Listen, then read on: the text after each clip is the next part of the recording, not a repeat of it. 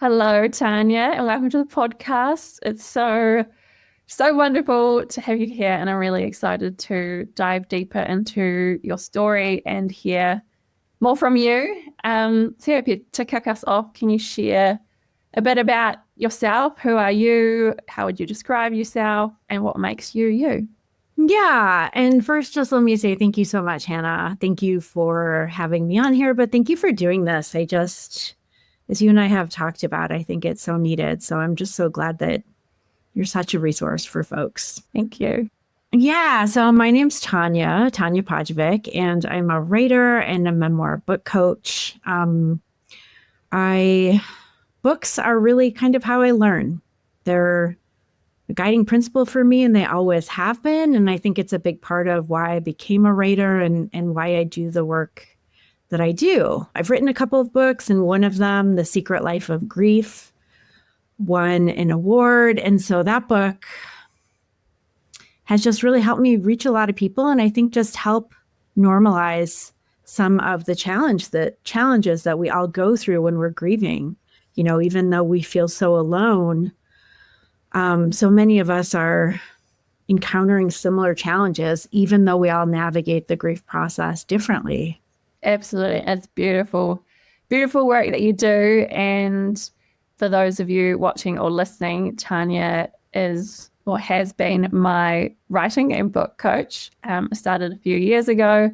And when I was looking for someone to support me in turning some of my journal entries and writing into something that might one day be a memoir or a full-length book, there were a few options I had narrowed it down to, but ultimately it was your own, written your own memoir about grief and your own grief experiences that really sealed the deal for me. And I'm so glad that we work together.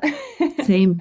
Your story is just going to help so many people, Hannah. I'm so excited for you to get it out there. Me too. Right? We're really all right. Yeah, right. And in your life, what the secret life of grief is centered around one of your losses, but can you share about the ones that you want to share about and talk about today? Yeah, of course. So I wrote The Secret Life of Grief after my mom passed. This was already 2012. It's been a minute now. But the reason I did that is because my father passed away right when I was coming out of college or university. I was 22 at the time, and we had a difficult relationship. We were estranged. And so it was so complicated and really tough. And that process pretty much blew apart my 20s. And so when my mother passed, I was in my early 40s, and my kids were really young. They were ages 3 and 5. And I just knew I had to find a better way to do it. I knew that I couldn't really hole up, right? I had to find a way to support myself, a way to be able to be present with my kids. And also, I just wanted to learn a better way. I wanted to learn how to grieve consciously. And I just don't think that, well, for many of us, we don't really have those models. I totally agree. It's my experience as well. And so many other people I speak with. Yeah, it's exactly the same. So can you just expand a little bit for us on when you said like passing of your father blew up your 20s, how did, and I know you referenced it a little bit in your book too. What did that look like, and what were you hoping to do differently after the passing of your mom? Yeah, definitely. Okay, so when my father passed, I had just graduated and I was working my first like real job, and after he passed, there were all of these things that happened. He went bankrupt. It was just very difficult on many layers. And because there was so much kind of muck around all of that, and I felt that he really struggled when he died. People die in different ways. Some have more peace. Some have, some folks are able to navigate it differently. But he really struggled. And I felt so much that when he died, it was kind of a wake-up call for me. So I decided, I didn't enjoy my job at the time. I was working as a sales rep for a publishing company. And I decided, my father was 59 when he died. He was pretty young. And I decided I want to ensure that I live a life of meaning. I want to be doing something that really is important to me. So I left that job and I went back to tending bar, which is what I had been doing in college to pay my way through. And then I just was trying to figure out, well, how do I reconcile my relationship with my father who had passed? And both of my parents immigrated from the former Yugoslavia, and they both had a lot of war trauma that happened to them. And with my father, it was all very secretive. Like my grandmother was killed by bomb shrapnel, but he never spoke about it. And I could kind of, once I started digging into his story, it made so much more sense to me of like, oh, no wonder he was so wounded. He hadn't been able to deal with all of these pieces. He didn't have the support. He didn't look for the support. And so in that way, I was starting to write. I had always been, I was an English major. I always loved books. That was always, books are really a lot of how I find my way in life. And so I decided, well, I'm going to write these stories and I'm going to try and uncover what I can't find out anymore because he's passed. And so that became kind of a healing path for me. And when I say it blew apart my 20s, ultimately it was a gift. There were a lot of hidden gems in there, even though it was very, very painful at the time. I fell into a depression. It took me many years to reach out and ask for help, to find a therapist and get support. So, and I just, I think it could have been easier if I had asked for help, if I had, but I didn't know at the time, right? It wasn't really it didn't occur to me that this was an option, and no one had pulled me aside to say, hey, there's a different way to do this. And that in itself is another type of loss and grief, is suffering those years when looking back, knowing now that there could have been more support, or there could have been a different way. And to an extent, the book that you've written and the work that you're doing now is kind of paying it forward from that experience, which I such a treasure. Well, I feel like you too, though. I mean, isn't it? I find it so fascinating that so many of us end up in this work, right? Because we're trying to help help support other folks who may be walking the paths that we did when we were alone.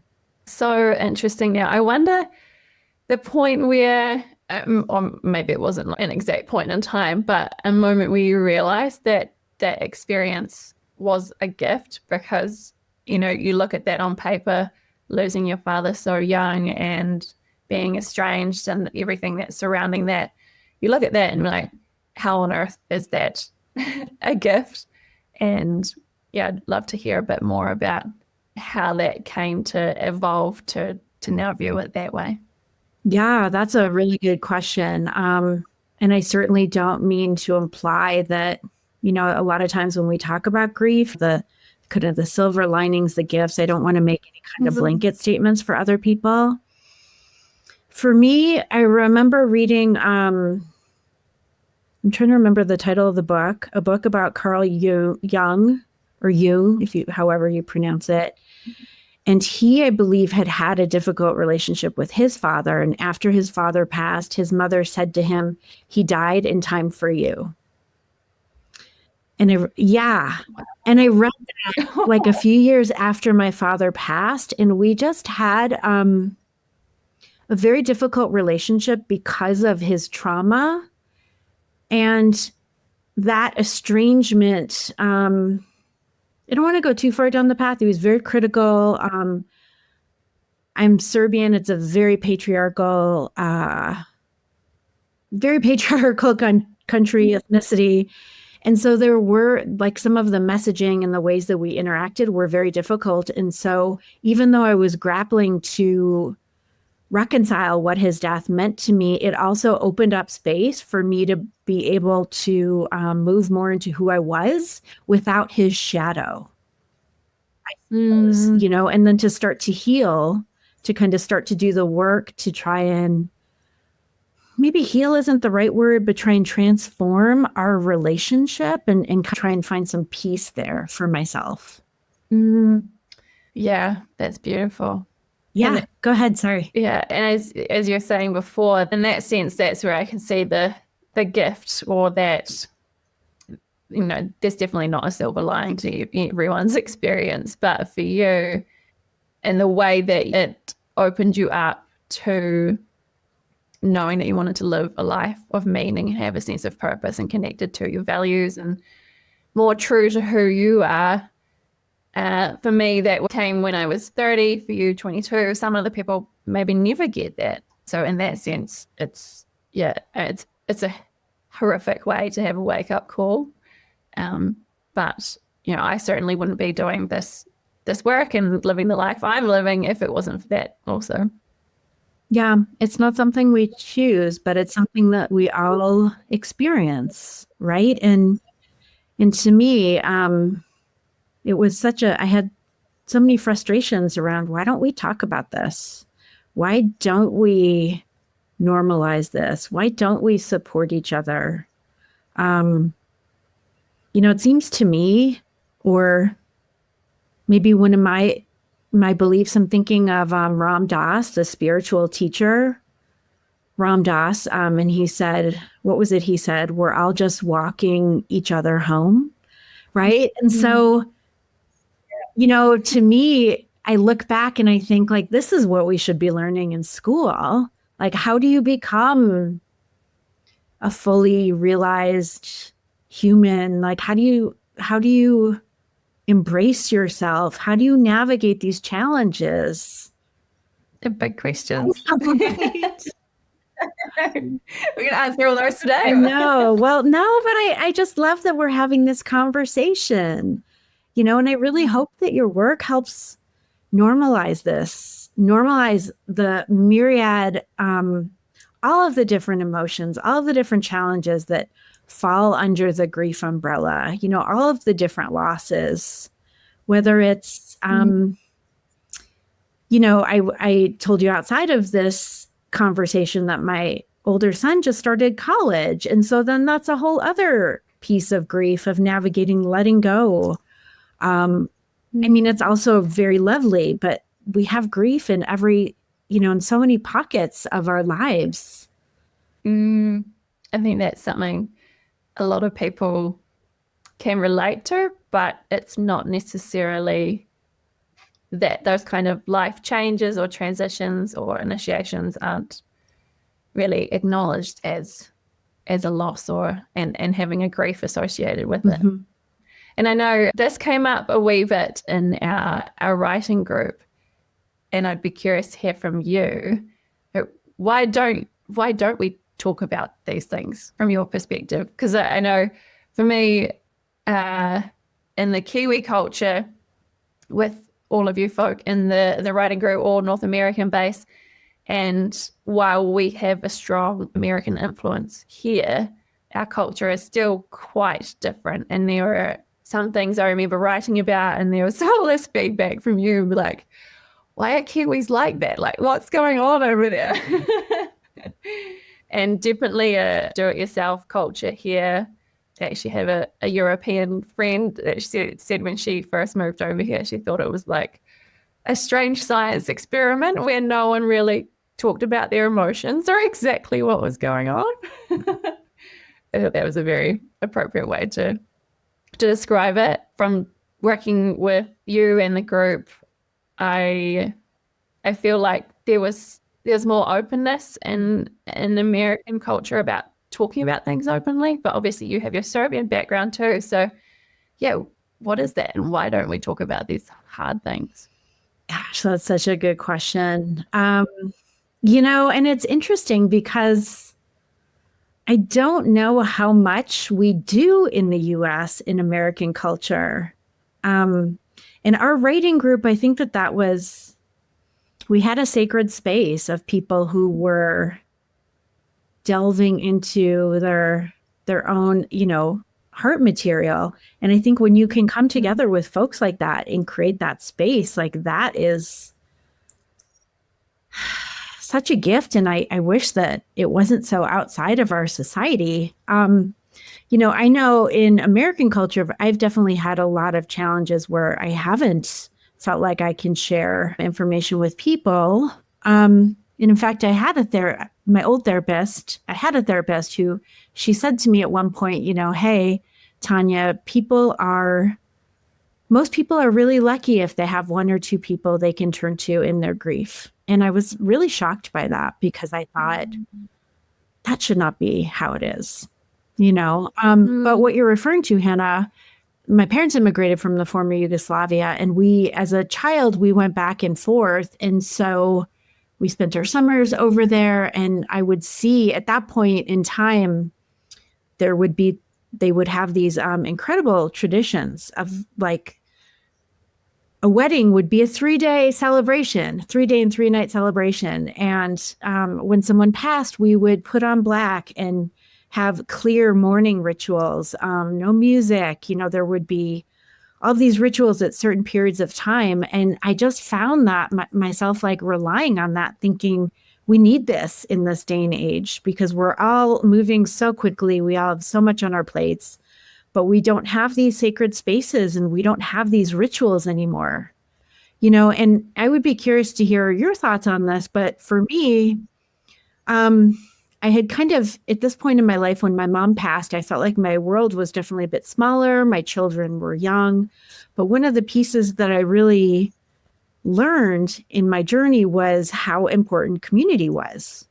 That it's really hard to grieve alone. And of course you will grieve alone, but at some point we need to find some support. We need to have some people in our corner or some tools. Yep. Yep. I say it a lot that we're not designed to do this alone. And yeah, that's exactly what you're speaking to. Yeah. So skipping forward to when your mum passed, how was that different? You obviously had this past experience and you wanted to do it differently. Did you have more of an intentional kind of journey through that, or like consciously grieving? Yeah, how did that look different? Yeah. I'll say I did one thing that I'm so glad I did for myself is I gave myself permission, which is something I don't know that I've done for much of my life. It's easier for me to do now that I'm older. But at the time, I mentioned my kids were really young. They were 3 and 5. And I knew that I had to find a different way to do it. And so I really wanted to, I wanted to break the old patterns. I wanted to consciously set aside some time for myself so that I could find some way to support myself so that I could support my kids. And that was, and it's not like I stopped living or I stopped working, but it was just really small ways. It was like giving waking up maybe before my kids were awake so that I would have some time to let some sadness wash through me and then get grounded before the day began, or taking some time in the afternoon for myself and being more open with my kids. Like that's been a big part of how I've chosen to parent, is because I've seen and I've experienced all of this wounding and the trauma that's been passed down through my lineage. And I just, I'm kind of a stubborn person. And I was like, that's enough. I don't want to keep passing this on, so I have to get my shit together here, right? Like there's no time to waste.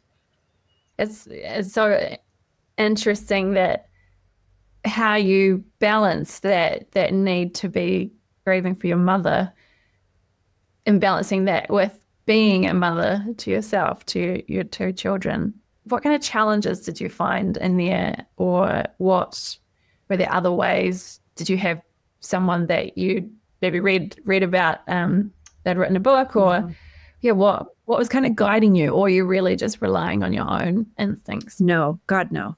Yes, I was looking everywhere and grabbing and just trying to, find a path or create a path. So books, I turned to a lot of books. I went back to my therapist because I did need some support. I think I started like putting out my feelers for grief groups, for grief events, which at the time there weren't many, but there's thankfully that this has really increased. I feel like grief has become much more a part of the conversation now. But I really was, I think giving myself the permission to kind of like go there and then just trying different things to see what felt supportive, what felt nourishing. One of the things that I wrote about, and I know you and I have spoken about, is writing has always helped me. It's really a tool for me to help me navigate the world. And then also dance. Like after having kids, I think that a big part of what I've learned is, when I know you do a lot of somatic work, I believe, right? That I've learned like how much of the trauma and how much of our emotions are stored in the body. And so dance has really become more and more important to me. And it was a huge resource for me as my mother was dying, because it was a way that I could start to move the emotions through my body so that they didn't, of course, they did get stuck in certain times and ways, but it was a much more nourishing way to do it than like when I was in my 20s, I was tending bar and we were all out and drinking a ton and doing all those things. And I just, that wasn't where I was at when my mom died. And that wasn't the lifestyle that I wanted to pursue, and also I wanted to be really cognizant of all the ways in the past that I had numbed my emotions, and to really find a healthier way forward. And I love, like, even I'd read your book a few years ago, but even now, some of those scenes that you wrote about your dance classes are still in my brain. Whereas was dance something that you had toyed with or been interested in throughout your life, or was it around the time your mother's passing that you really got into it? Yeah, I had danced a lot when I was younger. Started off doing folk dance, Serbian folk dance, of all things, when I was a kid. Danced through high school and took classes in college just for fun. And then I just lost it all, or it got put on the side, the back burner, for quite a while. And then after I had my second son, I didn't realize at the time that I had postpartum depression. It was a really challenging period. And that was really what sent me into therapy, like for real. I had dipped into it before, but like, okay, now it's time to really, work on a lot of this stuff. And dance, then a friend invited me to a dance class that was just fun and high energy. And it wasn't anything I had to do. It wasn't a should. It was just like a joyful place to laugh and scream, and you could cry. And since then I'm like, yeah, I just have to dance. It's just who I am. That's so cool. I love it.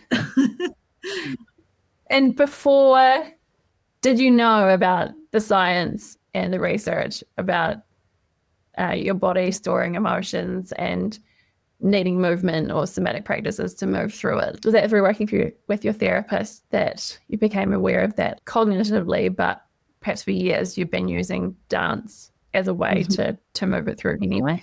Yeah, exactly. I had no idea of the connection, honestly. And then it was working with Ariel Schwartz, who I know have trained with, and learning about the tools and learning about the connection, and then taking many other classes. There's The Body Keeps the Score, that book, right? Dipping into Bessel van der Kolk's book. Yes. Resma Menakem, so many folks, and learning about it, and then starting to learn about neuroscience, just reading different books about it and just dipping a toe in. And all of a sudden, all these light bulbs started going off. And I was like, I had no idea. Like this is information that we should know, to support ourselves. And that's one of the reasons why I just love the work that you're doing, because you can, that's invaluable, Hannah, like what you are sharing and what you're offering to folks. For a long time have thought, for a long time now have kind of, for me, it wasn't dancing, it was yin yoga that allowed me to have that space to grieve. I would have experiences of not necessarily going in sad to a yoga class, but get into a certain shape or position, and I just find myself basically sobbing quietly in the back corner. But just in that sense of a little bit of that permission, but also that space and feeling of safety and comfort and your body just knows that, okay, like it's safe to release that now. And I imagine dance was similar for you. Are there any moments, or just not necessarily big emotional releases in a dance class, but do you have any favorite memories of how going and having that structure as well, I think is super important, and that community, like it really hits so many, it takes so many boxes. Is any favorite memories from that period of going to your dance classes? I think for me, as I've become older, and I think once I became a mother, I really started to feel so many constraints in my life and so much pressure around who I felt like I should be in the world. And it felt like I was trying to control so much and really keep my life from falling apart, essentially, right? And I also felt an incredible amount of pressure around societal narratives of what being a mother is and how much you should give, which is a whole other conversation, and the ways that we deny ourselves. And so dance for me was a way that I could just really be who I was, without having to filter myself, without having to rein myself in and worry about being too much, for example, right? And I can have some big emotions, and I think part of what I would see in my dance class and talk to other people is I would see other people with tears in their eyes. I would see other people who would be frustrated and let that through in the dance, right? And like, I'm guessing that you've had similar experiences when you were biking and hiking and right, being able to move that through. And I think something I think a lot about lately is like, where are the containers that allow us, that hold us wherever we're at, right? And I think that grief work can be a wonderful container, and having a community, a yoga community, is a container.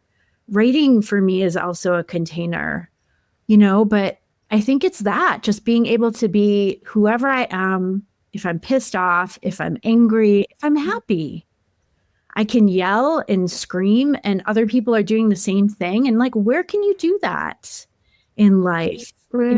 There's very few places where you can do that and feel, and not feel like you're being judged, and be accepted. And not be told that it's too much, or you're too loud, or just sit down. Right? Right? Yeah. And something that I think about is that, in my 20s, I was tending bar, and we were all drinking a lot. And alcohol is one of those places in society where that in some ways can serve as people think it serves as that container where you can express yourself and be okay. And I no longer drink. And so like, I still want to express myself and be okay, because this is the real life, and so I think a lot about that, of like, why is it okay to be too much in certain instances, but not in daily life. And grief is, I may be off on a tangent here, but grief grief is so overwhelming, right? Of course, there's so much. And as you're sharing about that, it makes me think about my 20s, is that there was often a fair bit of alcohol involved, but for me, it was the dancing, actually. I was just really keen to just go and have a good boogie. And yeah, I hadn't really thought about it at all or realized until now that maybe it was really just the dancing that I was craving and could have done away with the alcohol. Yeah. Or you can dance now. We'll have a dance party next time, right? Yeah, exactly. As you touched a wee bit on writing, and of course that's a huge part of who you are. You spoke about reading a lot and using books to find your way in life. Has writing gone hand in hand with that throughout your whole life? And what kind of forms has that taken? Yeah, good question. I would say since my father passed, it has. And so that's many years now. Many years. Maybe 30 years, actually, which is Well, kind of sobering to realize. But since he passed, it was really how I was able to grapple with a lot of what I write about our family stories from my lineage, from my Serbian heritage. And so it started off there. And then when I had kids, I would be writing even more because then I was trying to figure out, well, holy smokes, how do I learn how to parent consciously? Big part of what I grappled with when I was younger was having grown up in what I felt were two different cultures, the US and then the former Yugoslavia. Like I was often writing about those two places as the two parts of my identity. And it just continues to morph where it's still a tool for me. More recently, I've been slowly working on some stories or a memoir about transmuting the intergenerational trauma from my heritage. And my husband's Japanese American, and so he has a lot of World War II trauma in his lineage as well.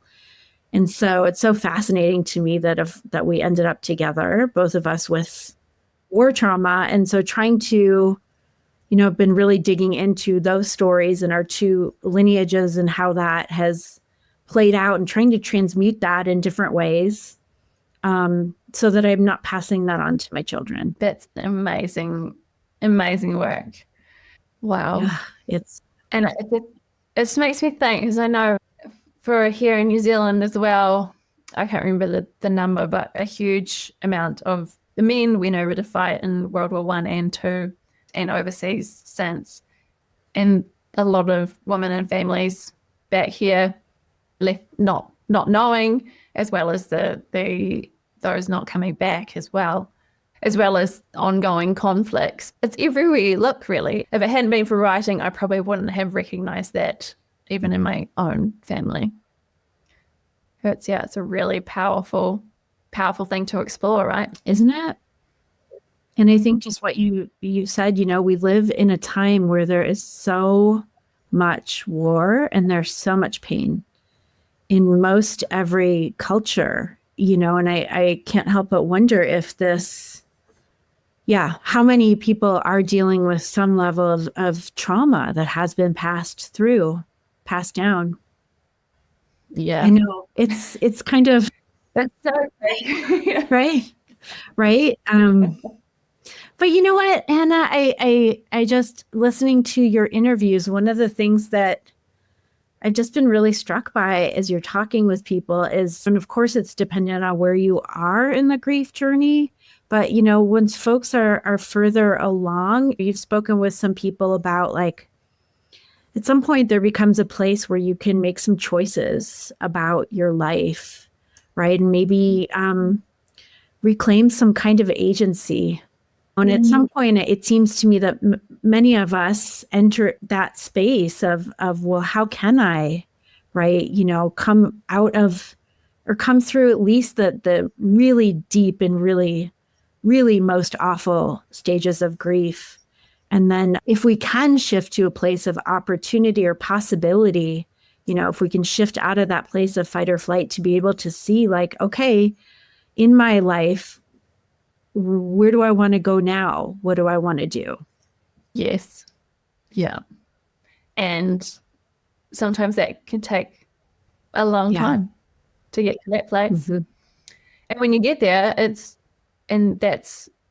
kind of the point around, yes, I support people in those early days and weeks and months as well. But that when people get to that point, that's where I really love to be, supporting people to integrate that whole grief journey and then, help them find the answers to, well, what happens next? What do I do now? I'm so glad. Mm-hmm. Yeah. So for you were writing, for what would that be? 10, 20 years or so? And then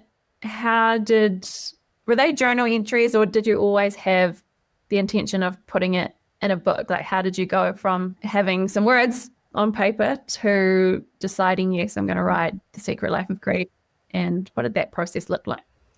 Yeah. So after my father died, I went back to tending bar for a few years while I kind of figured out, well, now what? What am I going to do with my life if I'm not, which direction am I going to go in? And I ended up going back after a few years. I decided I wanted to go back to grad school to receive my, for creative writing. So to receive my MFA, which is a Master's of Fine Arts in the US. I'm not entirely sure how that translates internationally. And so then it became, well, okay, this is the path that I'm going to take. I'm going to become a writer. And so since then, I've always been writing.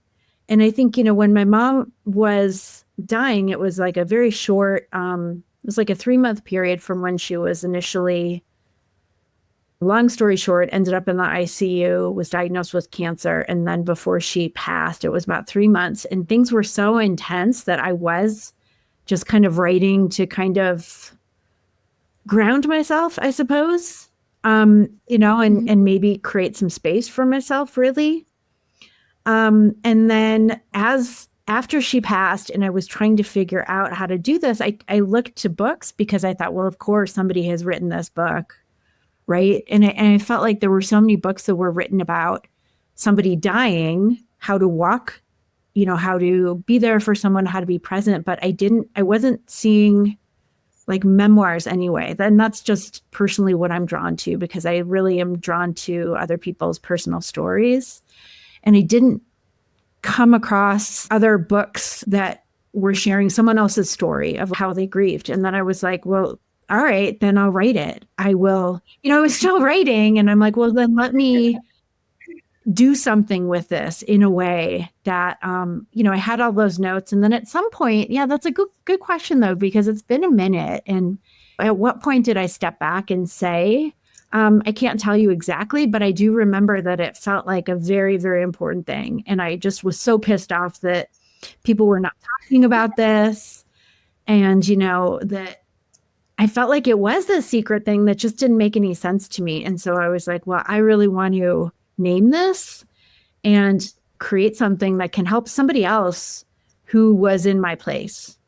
Because, and really that's, I think in a very, I think that's a big part of why I write, is really to help someone else out there who feels like they're alone, to help them know, like, no, you're not alone. This is normal. It is so messy to be a human being.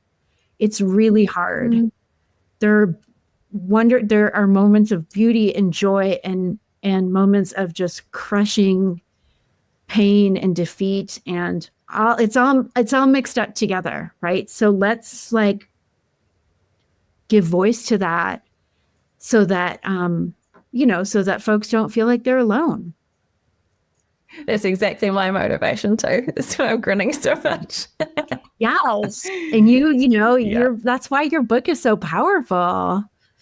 completely different set of experiences, with Caleb, with your dad, with your grandfather, but it's just getting like hearing that from somebody else's different perspective, right? It's just so, it's like you have someone who's walking beside you through a book. Yeah. And being able to see that someone else's experience also looks really messy and there's conflicted emotions and it's definitely not linear and straightforward is, I think that just knowing that you're not alone and actually seeing that player on the page is a massive relief, and that in itself is such a huge part of taking yourself towards that space of giving yourself permission. Be like, oh, well, I'm actually not alone. Someone else has been through this.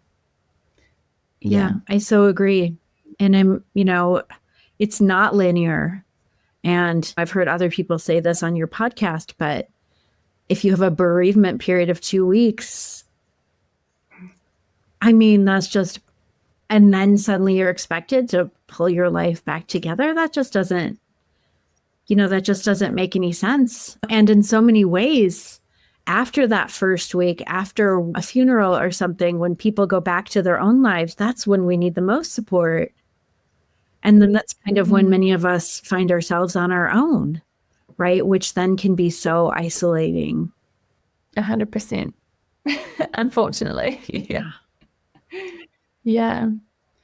So now in your work supporting people with their own writing, starting at the very beginning, if someone is interested in, and maybe hearing you speak and sharing about your grief journey and your writing, what would you suggest? Someone has this inkling, they're like, yeah, I would love to put this, whether that's for personal or public kind of reading. They have the story that they want to share to help someone else. Where would you suggest someone starts? Because it's very overwhelming starting from square one. It is. It really is overwhelming. Yeah.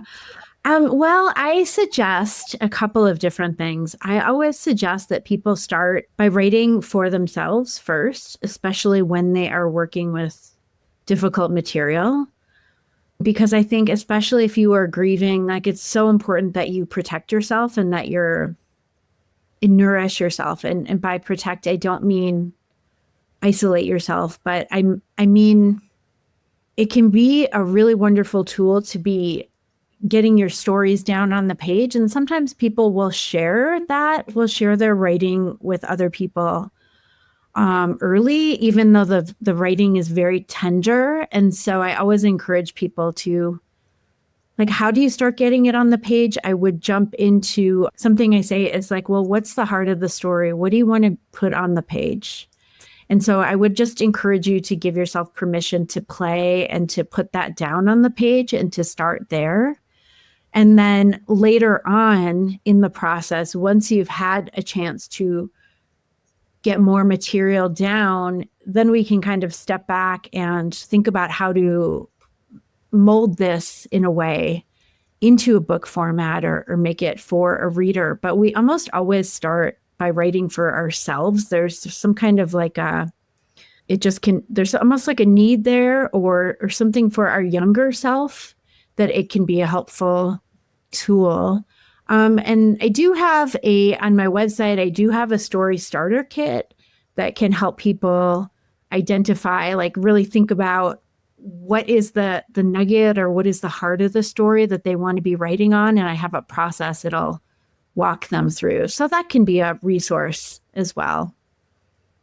It's funny. Someone was asking me recently, and it's obviously through working with you is where I got it from, is to write that first draft for yourself first. And I know I did that for myself as well. And I know that it's kind of too much to get out everything that you need on the paper while also filtering yourself before it's even out there, thinking like, oh, how is a reader going to perceive this, or how do I want to portray it to them? Like, you really have to focus on that personal kind of expression. And I know for me, I actually uncovered just some insights, new perspectives, probably more mature perspectives of my grief experiences through writing that I wouldn't have found otherwise. Perhaps through therapy, maybe, but writing, yeah, was just so powerful. And yeah, for me, I couldn't dive straight into the hardest piece. It was almost like it was too much. So I started almost like a pebbling around the outside and filling out some memorable scenes or moments, and then building up and working through with you and in our mastermind group was really where kind of with that accountability, that support, that safe space, and yeah, there's just sacred and trusted people and trusted feedback is where I had the confidence and felt safe enough to build into those really harder, yeah, really emotional and tender experiences. Yeah, thank you for saying that, because I absolutely agree. If it's a recent loss in particular, you know, I don't want anyone to inadvertently re-traumatize themselves. It's too much. Tara, just one last thought in closing. Tara Mohr, Taramohr. I love her work. She has a Playing Big model, but one of the things that she talks about is a gift goal versus like a should goal. So a lot, you know, I'll find that sometimes, actually, oftentimes when I'm working with someone who wants to write a book, there'll be a lot of like, here's the should. I need to get this book done. I needed to get it done yesterday. And kind of teasing that apart in order to like, well, how can I let this writing process nourish me or support me in a way that's meaningful to me, which to me, again, comes back to permission. Like so much of this, like giving yourself permission when you're grieving to find your people, to find support, to be able to do it in a human, messy way, to ask for help, right? Yeah. I love that you brought up the gift goal, because that was something I absolutely needed.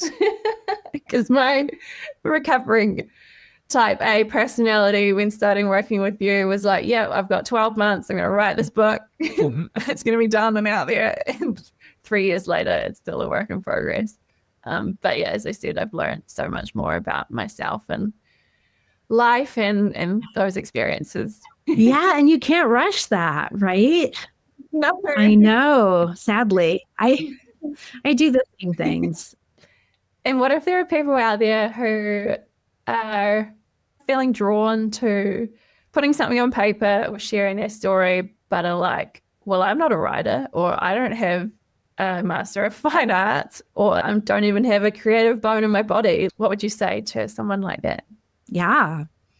Well, it doesn't have to even be writing, right? Is it, you know, I'll have some people, I was working with a woman, she said, I love to write, but I'm not a writer. So she would talk into her, she would record an audio and then transcribe it, right? And I believe Brene Brown writes her books that way, or at least she did. At least she wrote one earlier. So it could be that. It could be, you know, I know nature for you and I is a big support for both of us in many different ways. It could be dancing we're talking about, or yoga. Like, what if it's all creativity? What if it's all space, supportive, sacred space in whatever way it calls to you?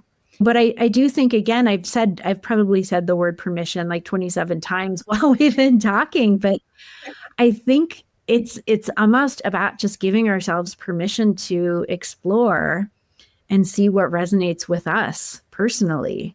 There's no creativity police outside of our heads, at least. We do have those inner voices telling us we're not this, we're not that. But if you feel drawn to writing, I encourage you to try it and just play. And it's just for you. No one has to see it.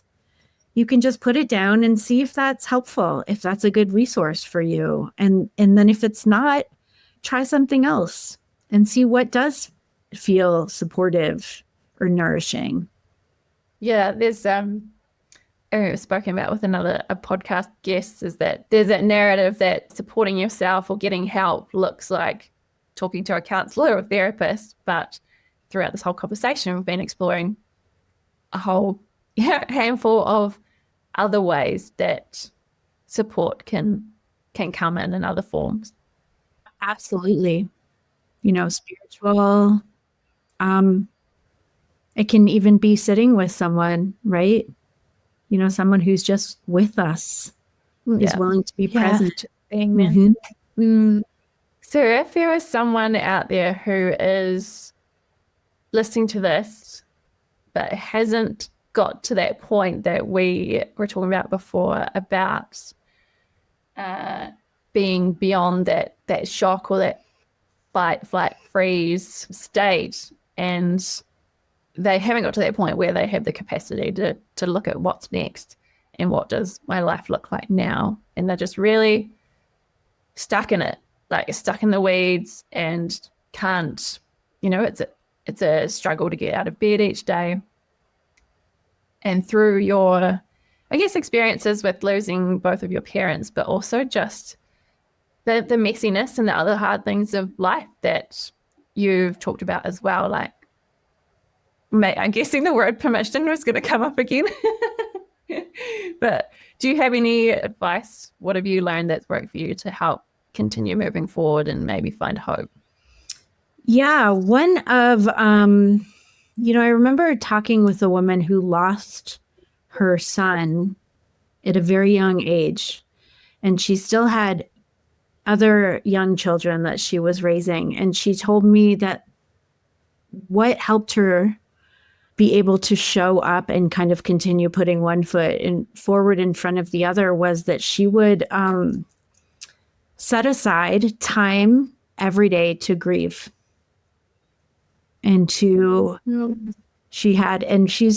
also she's a yoga instructor. And so she said she would set aside this time where she would just have every morning on her mat to, like, this was her time to go ahead and let the emotion come through so that she was able to then, be able to be with her kids. But even if folks don't have kids, like, that's not my point here. I guess what I'm trying to say is that one of the things that I have really learned throughout this journey is how to be kinder and more compassionate to myself and how to take care of myself. I think it's taken me a long time to really start to learn what it is that I need to care for myself. And so I think a lot of it I've learned through the grief journey, actually. And so a couple of thoughts is that, this is completely normal to not be able to get out of bed, to have these deep, overwhelming moments of grief and pain, and just also like a very kind and compassionate encouragement to allow yourself to reach out to one other person, just taking those baby steps forward, to try, and because I found, my world became so small, and that at some point I had to really learn how to expand my world again. I felt like if I didn't, I could have been caught there for a very long time. And so that's why I encourage to take baby steps, to reach out to a trusted friend, somebody you trust who can listen to you, to maybe see if there's a grief group, or, maybe there's something that brings you joy or that used to bring you joy, like being outside in the sunshine or taking a walk next to the water or amongst the trees, right? Just those baby steps are important. And to know that it's okay to hold the heaviness and to still bring in some kind of light and beauty. And that's one of the pieces that I found so surprising, I guess I would say, is that I was like, oh, I actually have to hold both. I get to hold both. It doesn't just have to be this muck all the time, but there's a way that I can expand and allow myself to laugh again and have moments of joy and beauty and just because I'm having those moments of joy and beauty does not mean that I have forgotten about my loved ones at all, right? Like it all can coexist, and it does. Thank you. It's wonderful, especially that last one about having both the nice feeling emotions and the really raw grief type of emotions being able to coexist, because so often, so many people I speak with feeling guilty if they have a laugh or they're having a good time. And what we know from more modern bereavement research is that that is actually a healthy way to be moving through grief. So I love that you brought that up. Is there anything else, just before we finish off, is there anything else that we haven't talked about that you want to share? I think the only thing I would say is just, again, stressing how much I love that you're doing the somatic work, because I really did find when I was grieving that a big part of it was trying to create some safety for myself, a sense of safety when you feel like the world is out of control and you have so much loss. So I think that would be the last piece, and there's so much now online on so much information available on how to calm your nervous system and how to signal safety to your body. And those are really significant and important tools. And I wish that I had, understood that a little bit earlier, because I think it could have really helped the process be, I won't say smoother, but it could have been a little bit kinder. I feel exactly the same way. Yeah. Yeah. So what are you working on at the moment? What are you excited about? And if people want to connect with you, where can they find you? Yeah, thanks. So I'm really excited about this book on intergenerational trauma that I'm working on. I know it might sound ironic, but I'm excited about that. And I'm excited that my kids are teens now. And it's just it's a very fun time. And to see who they are becoming as young adults is just really fun. I'm really enjoying that. And where they can find me is at my website, which I have this challenging name, Tanja Pajevic, but hopefully we could put it down in the notes. Yes, yeah. My ethnic name. Yeah. But they can find me there. They can find me. I'm not all over social media, but kind of stepping out more and more. Nice. Thank you. Thank you so much, Hannah. It's like such a joy to talk with you always. And I'm so glad you're doing this work.